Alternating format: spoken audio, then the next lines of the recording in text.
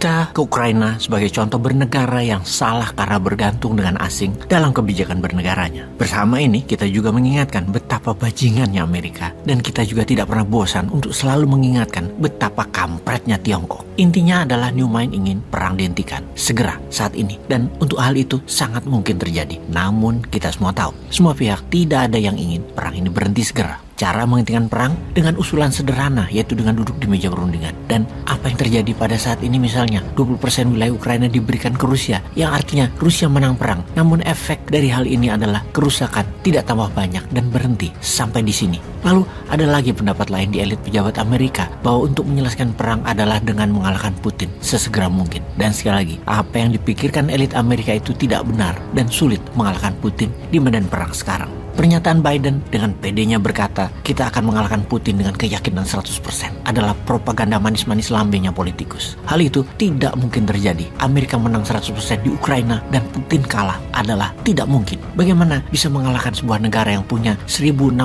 hulu ledak nuklir? Bukan hanya Amerika yang berpikir begitu. Uni Eropa atau Eropa Barat juga berpikir demikian. Mereka bisa mengalahkan Putin menurut mereka. Walau harga-harga terutama energi di Eropa sudah naik 7 kali lipat, penduduknya menderita parah dibandingkan tahun lalu, bahkan sejak 2 tahun yang lalu. Secara teritorial Ukraina telah terambil 20%. Apa yang telah terjadi saat ini membuktikan bahwa Putin sudah menang. Dan kita harus mengingatkan rakyat Ukraina, terutama pejabat anti Amerika itu yaitu Zelensky, untuk mulai berpikir tentang rakyat dan negaranya. Stop percaya kepada sekutu barat, kepada Amerika. Stop jadi proxy war-nya Amerika perang terhadap Rusia. Sekali lagi, perang ini bukan perang Ukraina, tetapi proxy barat, proxy Amerika perang di lahannya Ukraina. Sadarlah Zelensky, karena negaramu akan hancur. Tragedi hancurnya Ukraina adalah karena kegagalan elit Ukraina melihat barat dan proxy war ini. Mungkin karena pemimpinnya mantan pelawak dan entertainment, dia nggak perang ini hiburan kali ya. Begini deh, wahai rakyat Ukraina dan para pejabat elit Ukraina, lihat apa yang terjadi di Afghanistan dalam 20 tahun terakhir ini. Perang terjadi bolak-balik di sana, mulai dari Soviet, Mujahidin, Amerika, Taliban, lalu balik Amerika lagi, lalu Taliban lagi. Hancur itu kehidupan di Afghanistan karena perang panjang. Itu semua karena invasi militer Amerika. Jangan termakan dengan propaganda menolongnya Amerika. Lihatlah Vietnam, Kamboja, Laos, Irak, Libya, Suriah. Apa sih yang ditolong Amerika? Sama halnya ketika Amerika menolong kalian, wahai Ukraina. Amerika tuh nolong apaan? Negara kalian hancur pasti.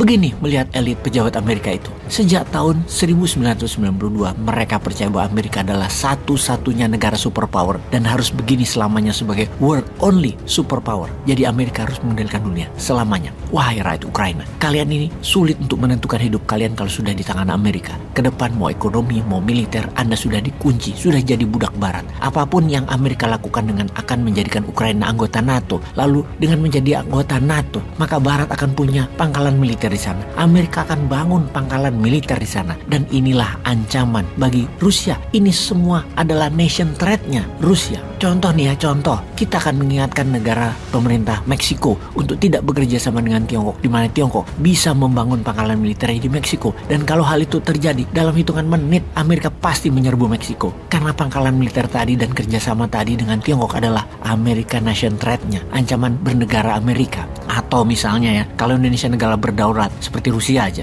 Tiongkok membangun pangkalan di Timur Timur seperti saat ini, dalam hitungan detik Timur Timur diserang Indonesia. Kalau sekarang ya kita diam-diam baik ke internasional daripada nggak jabat panjang lagi. Kembali ke Eropa, Kanselir Jerman Olaf Scholz Januari 2022 pernah menemui Putin ketika Putin sudah gelar senjata di perbatasan Ukraina dengan mengatakan Jerman tidak setuju dengan perluasan anggota NATO. Namun Putin menjawab, Jerman bukan penentu NATO, Amerika yang menentukan. Dan terbukti sekarang NATO adalah sekutunya Amerika, bukan sekutunya Jerman. Sebagaimana kita semua tahu, dalam dunia unipolarnya Amerika ada dua musuh ancaman nyata Amerika. Yang pertama adalah Rusia, yang kedua adalah Tiongkok. Bagi Amerika, Rusia adalah minor, hanya jago regional, bukan global player. Oke, agaknya yang ini harus kita jelaskan di episode berikutnya tentang Wagner Groupnya Putin. Dengan perang di Ukraina, diprediksi Rusia akan rubuh sendiri. Dengan embargo, Rusia akan jatuh. Dengan diperintahkan Putin harus ditangkap, dikira Rusia akan kalah dan Putin menyerah. Ya tidak. Amerika ini kayak lupa bahwa betapa besarnya Rusia yang memiliki deposit mineral besar, natural resources-nya besar, dan memiliki wilayah dengan 11 time zone alias 4 kali wilayah Indonesia bagi waktunya. Ancaman kedua Amerika adalah Tiongkok,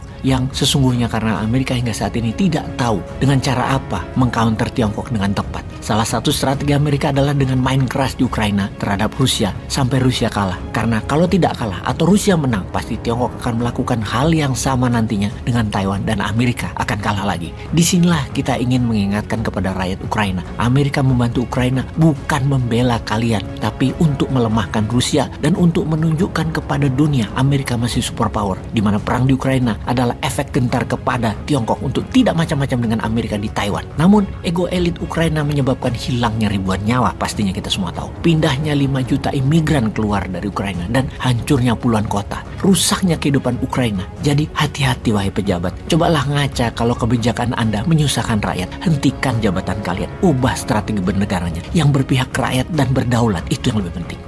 Peace.